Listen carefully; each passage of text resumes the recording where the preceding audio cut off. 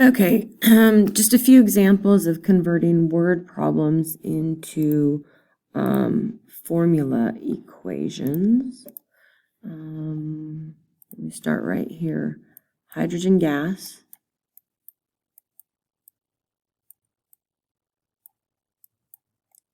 Oh, I think I need to change colors. Plus, the and means plus, oxygen gas, O2. Hydrogen and oxygen are diatomic molecules, so if they're by themselves, we have to go ahead and put a subscript 2 next to them. G for gas. Reacts to produce is the arrow. Liquid dihydrogen monoxide. Dihydrogen is H2.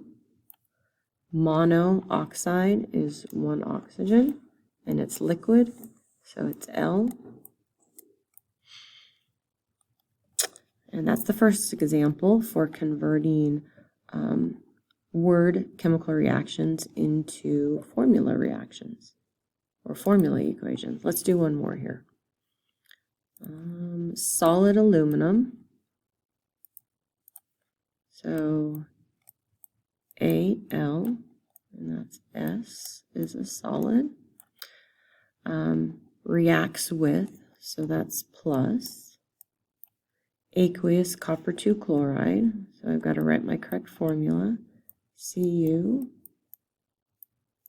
Cl, 1 minus, I got to have a 2 here. It's aqueous, so I'm going to put an AQ right next to it.